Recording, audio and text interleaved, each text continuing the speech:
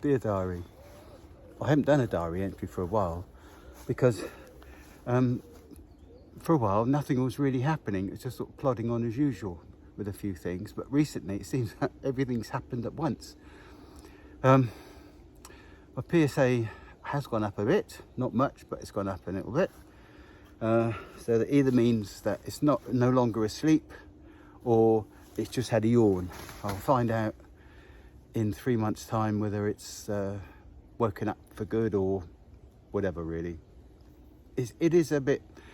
You're sort of. It's only a little bit, but on the other hand, it has gone up, which is a bit unnerving. So that's not wonderful, but I did get to go on a holiday after all this time. Did get to go on a cruise. After 2 cancelled cruises, 2 cancelled Great Railway journeys, 2 other holidays cancelled, all because of various reasons. Had to cancel the first ones because I wouldn't have waited the results for my biopsy. And then and so forth. Cancelled another one because of my operation, another one because of chemo. And then we thought we'd have a holiday, a cruise after chemo. Of course, never happened because COVID came along. And went and came and went and came and went. But we went on the cruise anyway. And it was great. It was absolutely everything I'd hoped it would be. It was a cruise to Norwegian fjords. 4 excursions out, see Bergen, and it was just wonderful to touch. People wondering why I was walking around touching stones and trees, because it was great just to actually manage it after all this time, because there was a long period where I thought I'd never get to go abroad again. And I don't know if I ever will again or not, but I really wanted to do it at that time, and I did do it at that time, and that's excellent. Unfortunately, I caught COVID, and it came out the day after we came back, which is fortunate. There were lots of people not wearing masks on cruise and things. So it's been a bit up and down. I've had my brother-in-law's mother, after being in a care home for years, has finally died, which is very sad, but she wasn't herself really. So we're sort of plodding on a bit. And it's interesting to see some of the remarks and the comments I've been having.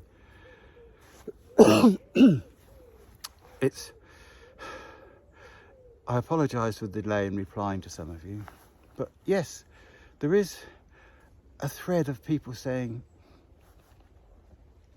it just feels as if we're in a different universe, dying slowly, instead of other people just living a normal life. And it is. But I guess everybody's dying slowly, but some are more slowly than others. People have stopped saying silly things to me now, as they did to start with. Oh, old Al, but I could get run over by a bus on Monday.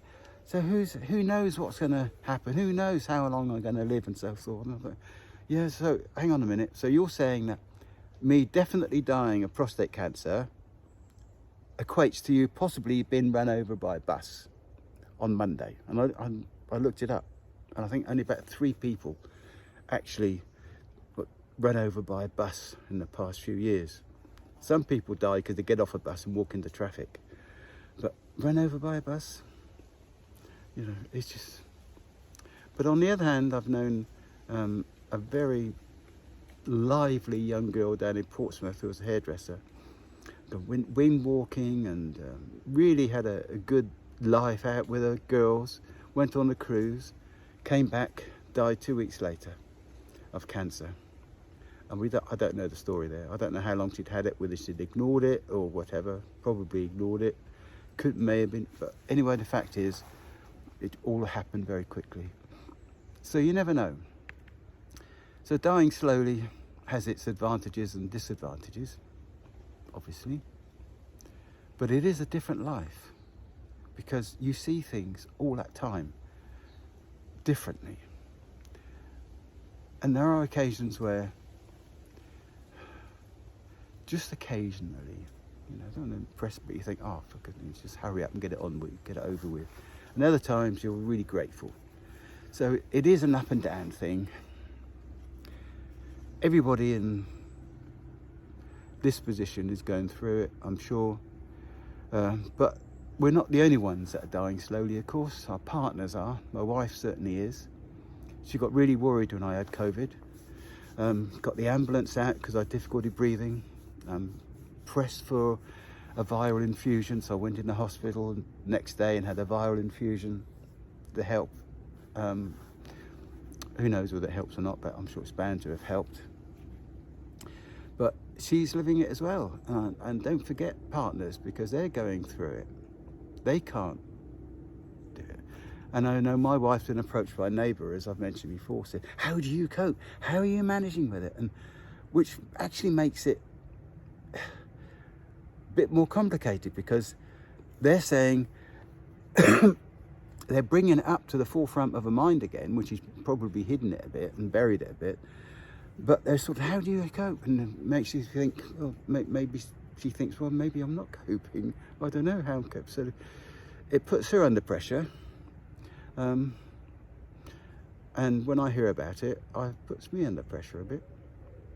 But still, I went to Norway.